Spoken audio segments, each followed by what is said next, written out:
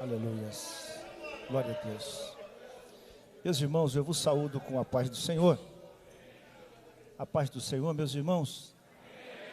Eu convido você para que abra a sua Bíblia comigo. No Evangelho de Jesus Cristo, segundo escreveu Mateus, capítulo de número 17. Enquanto você localiza o texto, eu quero nesta noite externar aqui a minha gratidão, o meu louvor, por mais uma vez estar retornando a esta casa.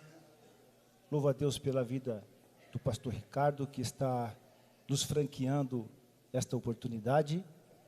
Louvo a Deus pela vida dos obreiros, companheiros desta mesma milícia, que labutam ao lado do pastor Ricardo. Louvo a Deus pela vida da minha família, minha esposa, que me acompanha nesta noite. Louvo a Deus pela vida de todos vocês que estão aqui. Eu disse ao pastor Ricardo que eu estou me sentindo em casa. E ele me falou que eu estou em casa. E sendo assim, eu estou muito feliz em estar revendo aqui grandes amigos que nós temos aqui nesta igreja. Evangelho de Jesus, segundo escreve Mateus, capítulo 17, versículos de número 22 e o versículo de número 23, assim está escrito. Ora, achando-se eles na Galileia, disse-lhe Jesus: o Filho do Homem será entregue nas mãos dos homens, matá-lo-ão, e ao terceiro dia ressuscitará. E eles se entristeceram muito. Amém? Tome o seu assento, mantenha a sua Bíblia aberta, porque nesta noite a intenção é discorrer por ela. Glória a Deus. Meus irmãos, nós temos lido nesta noite um texto do capítulo 17 do Evangelho segundo escreve Mateus. Acredito eu que todos nós que estamos aqui nesta noite já nos deparamos lendo este capítulo. Pois quantos já não leram acerca da transfiguração de Jesus? Quantos que estão aqui na noite já não ouviram ministrações baseadas no capítulo de número 17 do Evangelho segundo escreve Mateus? Por ser este um dos capítulos mais lidos que nós encontramos no Evangelho segundo escreve Mateus, ao lê-lo muitas vezes deixamos de observar algumas verdades que estão inseridas no contexto deste capítulo. E nesta noite, baseando-me neste texto que ora acabamos de ler, a Bíblia nos diz que estando Jesus na Galileia, ele vai agora transmitir aos seus discípulos a sua trajetória final. Jesus vai transmitir aos seus discípulos aquilo que estava prestes a ser vivenciado por eles. Nos diz o texto sagrado que Jesus, ao discorrer por sua fala, ao transmitir aos seus discípulos aquilo que estava previsto a ser vivenciado por eles, os discípulos se entristeceram-se muito. Os discípulos entristeceram-se a ponto de entrarem em um estágio ruim, pois sabiam eles que aquilo que estava previsto Jesus Cristo passar era algo sobre-humano, que nenhum ser humano normal como nós que estamos aqui iria suportar as injúrias, iria suportar as afrontas, iriam suportar o vitupério que estava prestes a ser vivenciado por Jesus Cristo. E nesta noite, baseando-me neste texto, tomando este texto como base, eu quero lhes falar acerca da trajetória do rei. Um rei que teve por coroa aqui nesta terra uma coroa de espinho, porém hoje ele está ostentando uma coroa de glória. Um rei que teve por trono aqui nesta terra a cruz do Calvário, mas nesta noite ele está sentado sobre um alto e sobre um sublime trono, e os serafins estão acima dele, dizendo: Santo, Santo, Santo, és o Senhor dos exércitos, e toda a terra está cheia da sua glória. Meus queridos irmãos, quando nós analisamos então esta expressão narrada, expressada pelo Senhor Jesus Cristo, dizendo aos seus discípulos que o Filho do Homem haveria de ser entregue nas mãos dos homens, logo encontramos aqui então a primeira fase da trajetória do rei. A Bíblia nos diz que quando Jesus com os seus discípulos reúnem-se para comemorarem aquela que haveria de ser a última Páscoa, a Bíblia nos fala então que Jesus, ao reunir-se com os seus discípulos, na noite em que ele estava ali com os seus discípulos, diz-nos o texto sagrado, que um que estava entre eles haveria de o trair. A Bíblia nos fala que após eles comemorarem aquela última ceia que lá estavam, Jesus parte com os seus discípulos agora para o Monte das Oliveiras. A Bíblia nos fala que chegando lá, o texto sagrado é enfático, é lógico em nos apresentar que os seus discípulos então, Pedro, Tiago e João, juntamente com Jesus, vão pouco mais adiante, para juntos orarem, para juntos buscarem a presença de Deus. A Bíblia nos fala que Jesus agora pede a eles que aguardassem naquele local, Pedro, Tiago e João. Jesus vai à distância de um tiro de pedra e prostra-se a orar. Agora, entenda-me uma observação, e aqui eu já quero começar a ministrá-los nesta noite. Quando Jesus ele se afasta dos discípulos que haviam ficado orando, Jesus chega a uma situação tão difícil que o texto vai nos dizer que em dado momento ele passa a suar grandes gotas de sangue.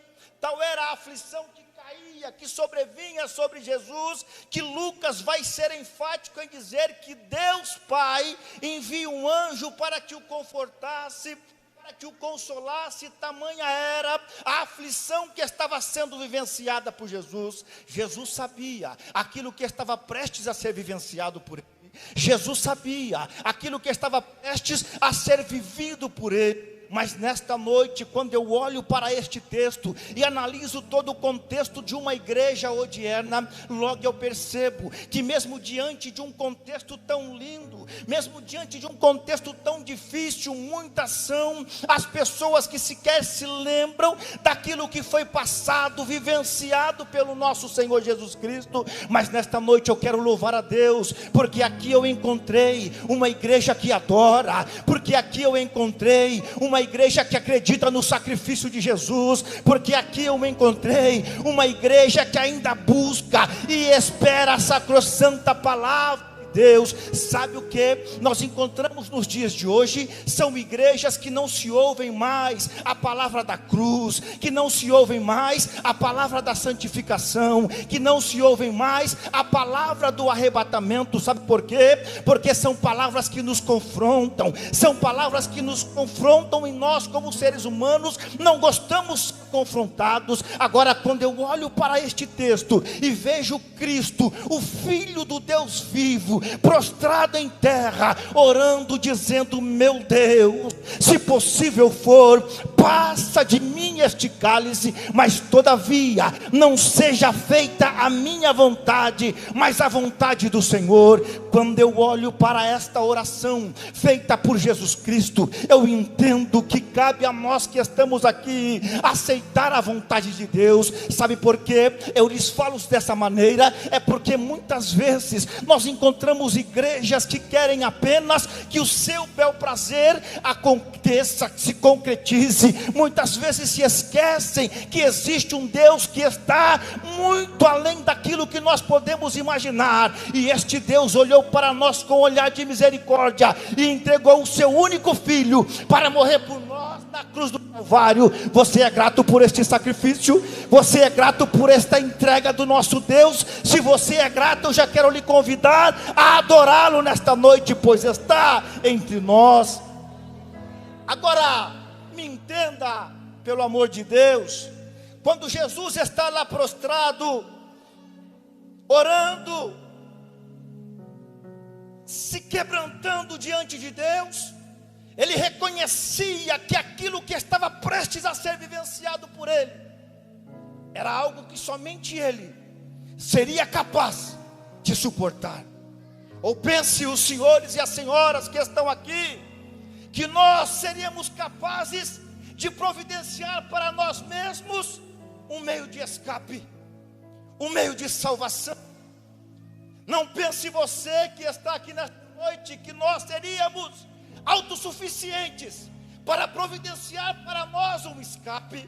A Bíblia diz que Jesus passa a orar a Deus, e em dado momento ele vai ao local onde estava Pedro, Tiago, João, e os encontra dormindo.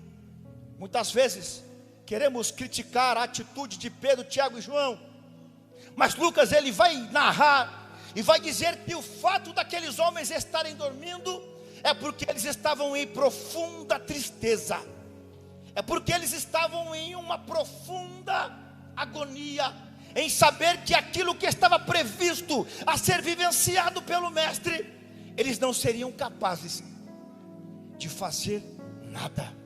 Há um grupo de pessoas que aí dizem, que pregam por aí, que o sacrifício de Jesus se deu por 3 motivos humanos. O primeiro, a avareza de Judas. O segundo, a inveja dos religiosos. E o terceiro, a omissão de Pilatos. De fato, quando você analisa o texto bíblico, você vai perceber que você vai encontrar a avareza de Judas, você vai encontrar a inveja dos religiosos, mas também vai encontrar a omissão de Pilatos. Agora, o que eles se esqueceram é que existe um motivo maior que conduziu Jesus à cruz do Calvário. É que eles se esquecem que o motivo que conduziu Jesus à cruz do Calvário é porque um dia João vai dizer no capítulo 3 e no versículo de número 16: porque Deus amou o mundo de tal maneira que deu o seu único filho, para que nele crê, para aquele que nele crê não pereça, mas tenha a vida eterna. Se esquecem que o ápice do sacrifício de Cristo foi pelo amor. Ah, se nós entendêssemos a profundeza deste amor, a ponto de ser pregado na cruz do Calvário, porque Ele nos ama, porque Ele nos amou, e muitas vezes não compreendemos este amor tão grande, este amor imensurável, que nem a altura, nem a profundidade, nem a largura e nem o comprimento seriam capazes de mensurar este amor de Deus para conosco. A Bíblia diz então que quando Jesus chega à presença de Pedro, Tiago e João e os encontra dormindo, Jesus os acorda. O texto nos fala que em dado momento aproxima-se do Monte das Oliveiras, mais precisamente do jardim do Getsemane. Judas, os religiosos da época, os soldados do sumo sacerdote, com a pretensão de prendê-lo. Todos nós conhecemos a história. Os 4 evangelistas vão narrá-la de forma precisa. Os 4 evangelistas vão apresentar pormenores da trajetória de Jesus Cristo. Mas nesta noite a minha pretensão não é transmitir algo novo para vós outros, não, porque muitas vezes nós nos esquecemos daquilo que é costumeiro, muitas vezes nós nos esquecemos daquilo que é trivial, daquilo que nós temos o hábito de ler todos os dias. A minha intenção nesta noite é incutir na mente de cada um de vocês que estão aqui, que Jesus morreu por nós. O texto nos fala então, que aproximam-se do local onde Jesus estava, e havia um acordo entre eles, que Jesus iria ser reconhecido pelos soldados através do ósculo santo dado por Judas. Diz o texto que quando Judas aproxima-se de Jesus, Jesus sabia o que estava prestes a acontecer, Jesus sabia qual era a intenção de Judas estar ali. O texto diz que Jesus olha para Judas e diz: o que viestes fazer, amigo? Será que você consegue entender a forma que Jesus se expressa com aquele que haveria de o trair?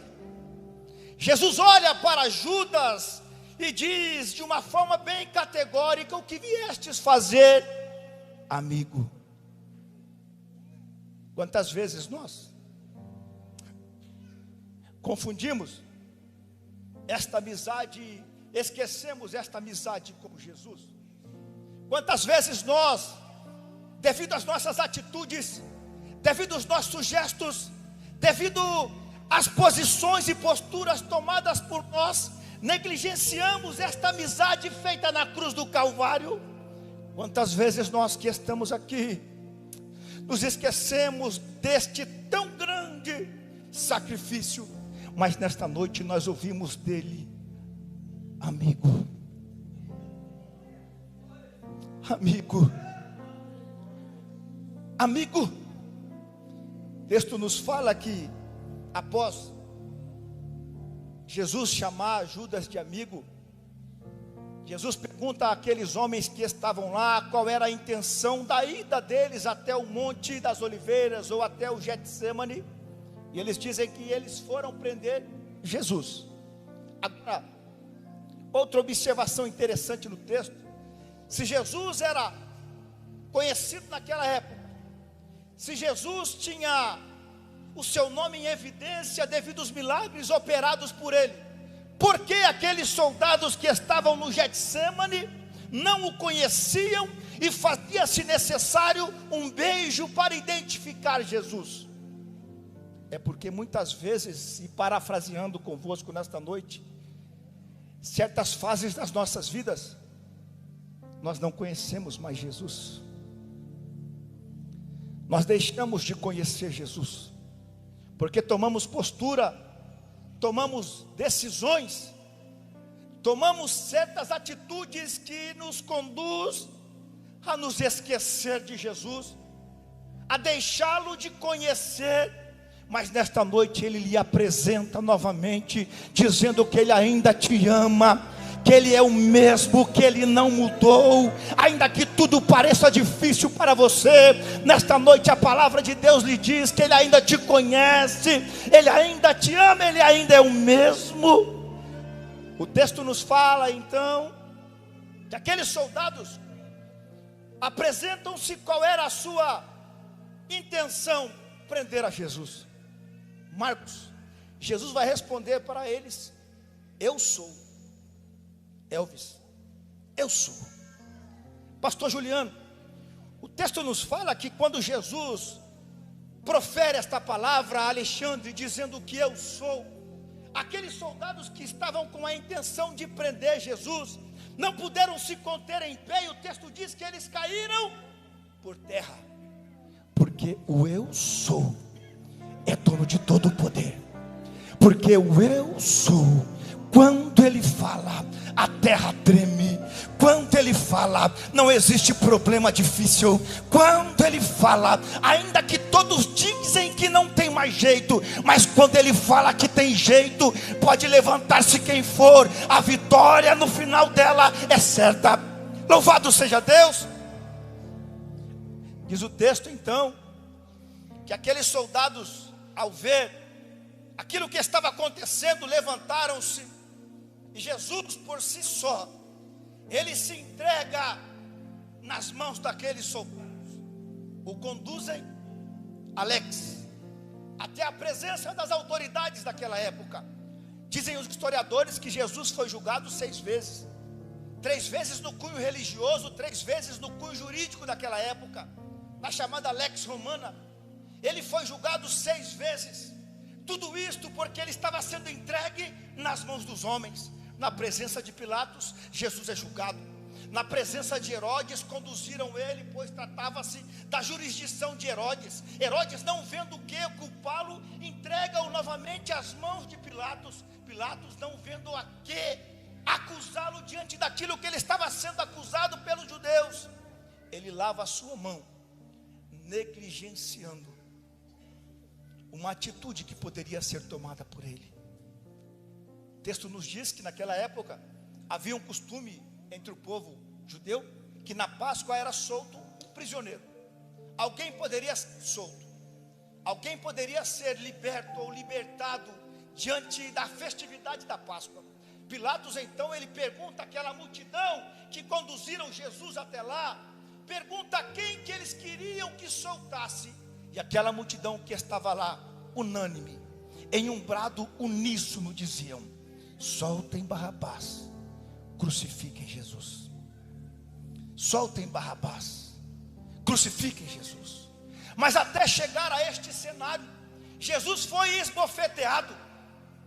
Até chegar a este cenário, cravaram-lhe uma coroa de espinho. Até chegar a este cenário, bateram-lhe com uma cana. Até chegar a este cenário, Jesus foi açoitado. Até chegar a este cenário, Jesus padeceu por situações que nenhum de nós que estamos aqui merecíamos que Ele passasse por nós. Nenhum de nós que estamos aqui somos dignos de tal sofrimento sofrido ou levado por Jesus Cristo. Se nós entendêssemos, volto a lhes repetir, este imensurável amor de Deus, aonde a palavra está sendo pregada aqui nesta noite, e tem pessoas que me perdoem, mas pessoas que estão totalmente desapercebidos diante daquilo que está sendo pregado aqui nesta noite. A Bíblia diz que Jesus está lá agora, diante daquela turba, que brada de forma unânime: soltem Barrabás, crucifiquem Jesus. Agora, existe uns detalhes lindos que nós encontramos na Bíblia. O nome Barrabás, na sua etimologia original, significa filho do pai. Bar, filho, Abba, pai. Quando a multidão brada, dizendo: soltem Barrabás e crucifiquem Jesus, entenda comigo agora uma conjectura. Quando soltam Barrabás e crucificam Jesus, Jesus, ao ser crucificado no Calvário, o Filho do Pai estava sendo livre. Agora, aplicando a vocês que estão aqui, quando Jesus foi ao Calvário, os filhos do Pai, a igreja do Senhor, estava sendo liberta de tão grande condenação. Você pode adorar a Ele aqui nesta noite. Se você pode adorar a Ele, eu lhe convido a fechar os seus olhos por um momento e já começar a adorar a presença deste Deus.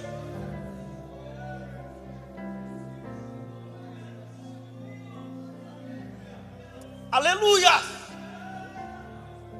Eu vou deixar você adorar a Ele por um momento. Eu vou deixar você se recordar daquilo que Ele padeceu por nós. Aleluia!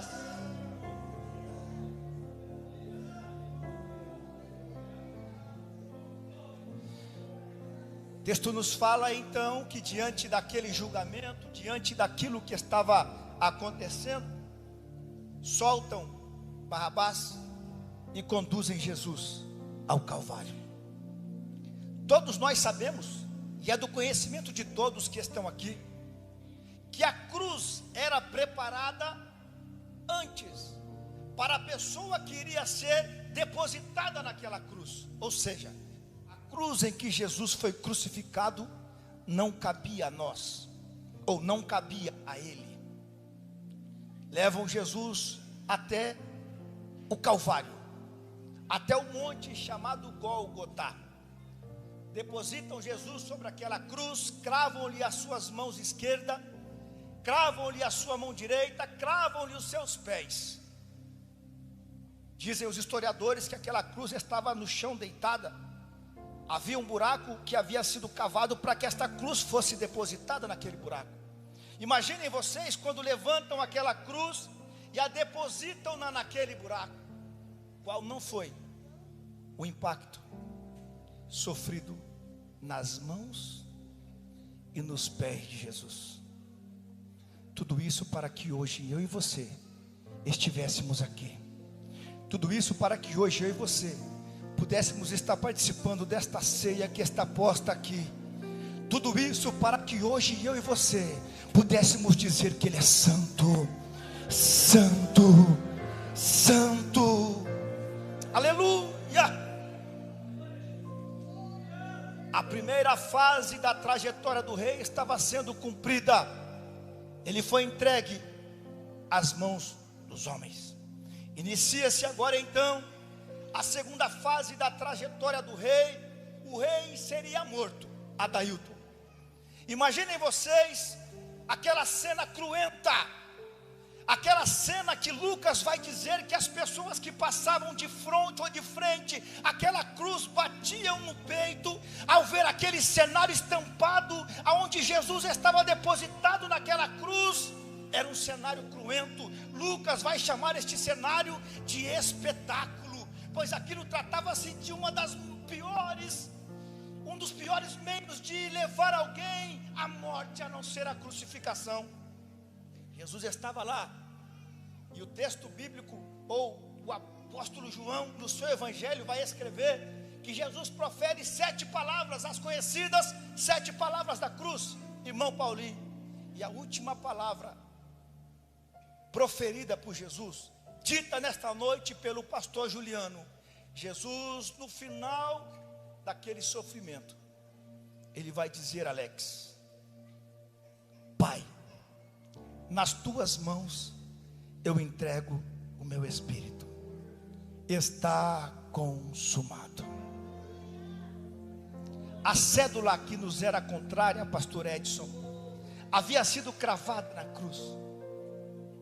A cédula que cabia a nós ser paga, estava sendo paga pelo meigo nazareno, que como ovelha muda foi levada ao matadouro, Oséias, como alguém que não tinha beleza alguma, formosura alguma para que o desejássemos, estava sendo levado à cruz do Calvário.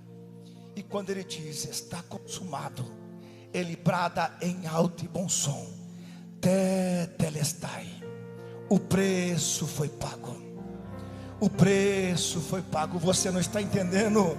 O preço foi pago. O preço foi pago. O preço já foi pago.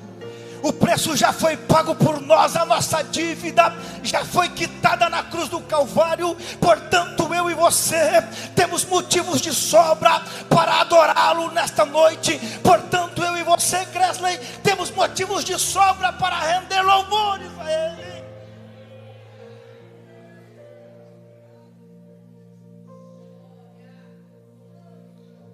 Eu sinto a presença dele aqui de uma forma imensurável, de uma forma maravilhosa. Diz a Bíblia que Jesus dá o último brado. Acontecem ali 5 coisas que marcaram a história. A primeira delas, o véu do templo se rompeu de alto a baixo. A segunda, a terra tremeu. A terceira, fenderam-se as rochas. A quarta, abriram-se sepulcros. E a quinta, muitos santos suscitaram e entraram dentro das cidades e foram vistas por muitos. Agora, eu fico imaginando qual foi a cena daquele dia, daquele fatídico dia, aonde Jesus estava sendo crucificado. Eu fico imaginando como encontravam-se os apóstolos ao verem todo aquele cenário. Como encontravam-se as pessoas que viam aquilo que estava acontecendo. Uns olhavam com olhar de desdém, outros olhavam com olhares apreensivos, muitos olhavam com olhar de tristeza, outros olhavam com um olhar mais preciso, dissecando aquela cena, tentando identificar qual é a veia, ou quanto está fluindo de sangue. Eu acredito que muitos olhavam desta forma. Agora, a pergunta que ecoa, que retumba aqui nesta noite: como que eu e você estamos olhando para esta cena?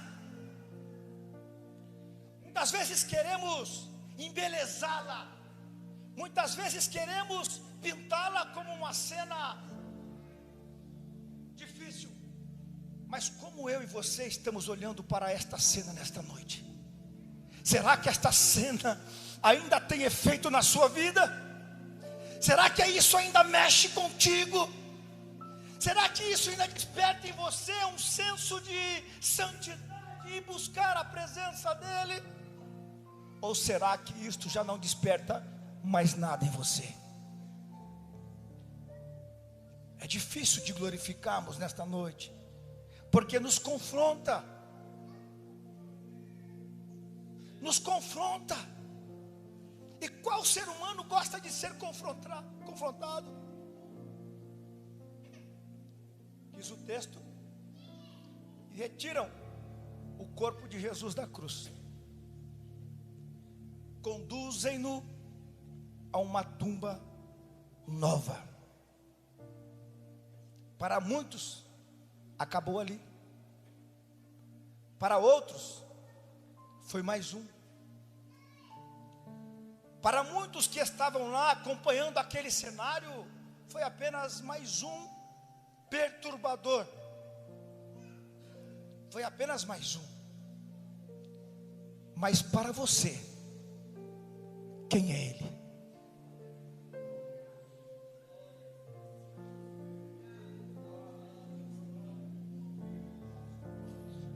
Mas para você, ele ainda é o Senhor da sua vida?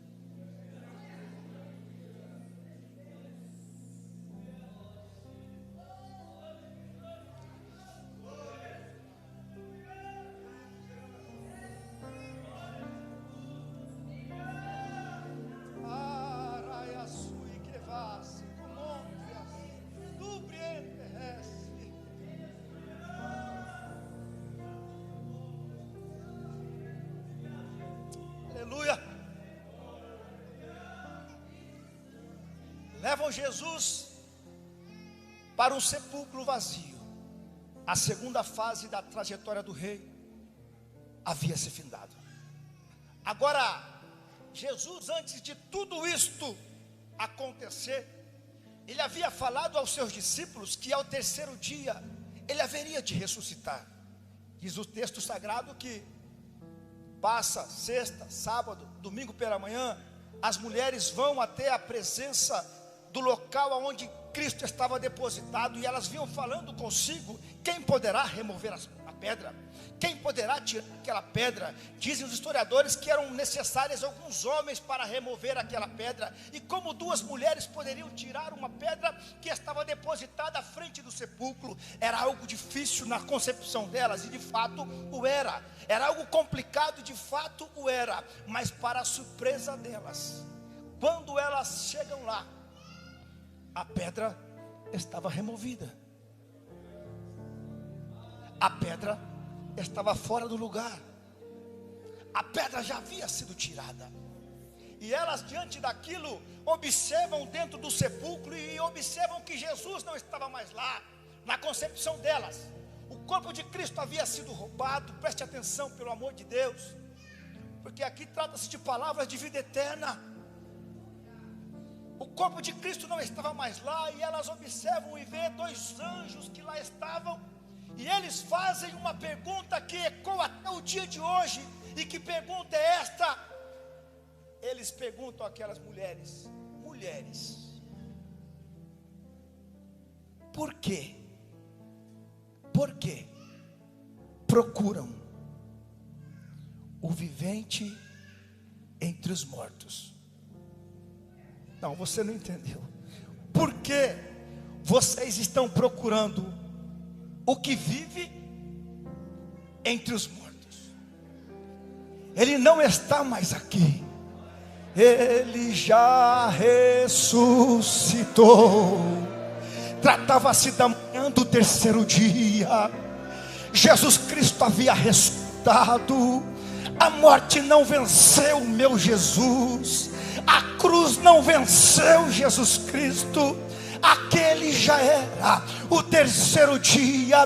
Ele não está mais lá. O próprio Jesus vai dizer no livro do Apocalipse a João: ei João, eu sou aquele que foi morto, mas hoje vivo, e vivo para todo sempre. E eu tenho uma notícia para lhe dizer: ele está caminhando entre nós. Está entre nós e só não sentiu ele aqui. Quem está desligado nesta noite? Em dado momento de todo o desenrolar daquela situação, Maria, ela vê alguém em pé à sua frente, E ela chega a indagar, achando que era o hortelão, aonde depositaram o corpo do nosso mestre. Aí Maria, ela ouve a seguinte palavra: Maria, Maria. Ela conheceu a voz do seu Senhor: Rabone, Raboni, Rabone. Era aquele o terceiro dia. Jesus já havia ressuscitado. A trajetória do rei, a terceira fase estava se cumprindo. Jesus havia ressuscitado. Lucas vai dizer no capítulo 24 do seu evangelho que haviam dois homens descendo no caminho de Emaús, e eles iam conversando, eles iam falando entre si, iam dialogando acerca de tudo o que havia acontecido em Jerusalém. Em dado momento da descida, indo a Emaús, aproximam-se deles uma terceira pessoa, e eles perguntam: você não ficou sabendo o que aconteceu em Jerusalém? Você não ficou sabendo tudo quanto aconteceu em Jerusalém? E Lucas faz questão de dizer que era aquele o terceiro dia. Quando chegam aonde eles iriam, eles convidam para que aquela terceira pessoa entrasse com eles e ali participasse, ou que pernoitasse com eles ali. E diz a Bíblia Sagrada, Lucas é bem claro em dizer que quando ele, a terceira pessoa, pega aquele pão e parte, e não sabiam eles que era Jesus que lá estava. Diz o texto que quando ele parte o pão, no partir do pão, eles perceberam que quem estava lá era Jesus. Mas ele oculta-se nos olhos de todos eles que estavam lá. Agora, o que me chama a atenção, pastor Samuel, é aquilo que um deles vai dizer: olha, como não percebemos nós, que desde o momento em que ele se aproximou de nós, não ardia em nós o nosso coração? É porque é impossível alguém estar na presença de Jesus Cristo e não sentir o seu coração palpitar. É impossível alguém que está na presença de Jesus Cristo não sentir o seu coração arder. O seu coração ainda está ardendo nesta noite.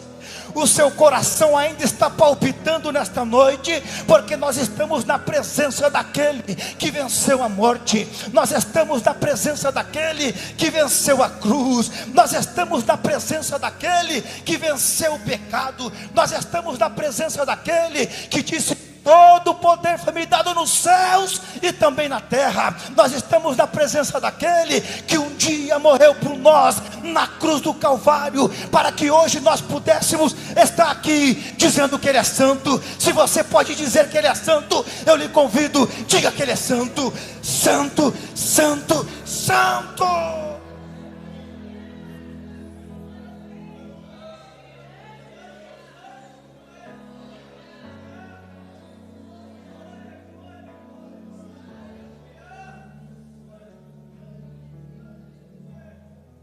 Glória a Deus. Agora,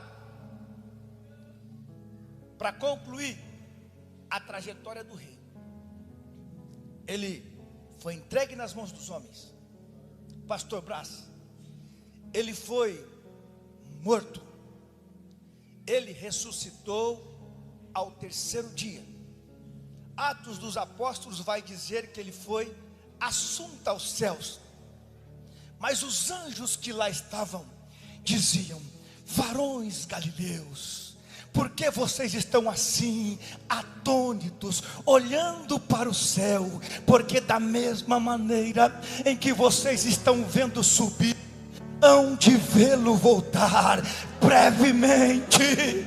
O rei que morreu, que ressuscitou, Ele vai voltar para buscar para si um povo seu, lavado e remido de boas obras. E nesta noite eu quero acreditar que assim como eu, existe aqui um povo que fará parte desta igreja remida. Se tem, eu lhe convido a levantar as mãos e colocar-se de pé, e junto comigo adorar a Ele aqui nesta noite, e junto comigo tirar um momento de adoração. Eu quero convidar a esposa e a cunhada a vir aqui para louvar a Deus neste momento. Eu lhe convido que em pés como estão, adorem a Ele por um momento.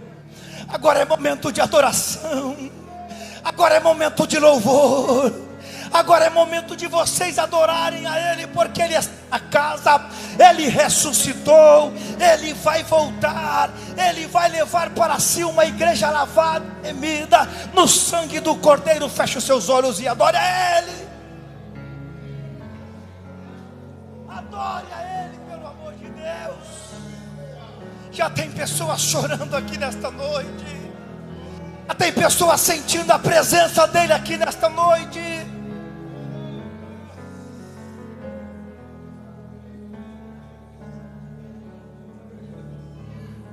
Adore a Ele se você puder, pelo amor de Deus, feche os seus olhos e adore a Ele por um momento, se você é grato por tudo isso.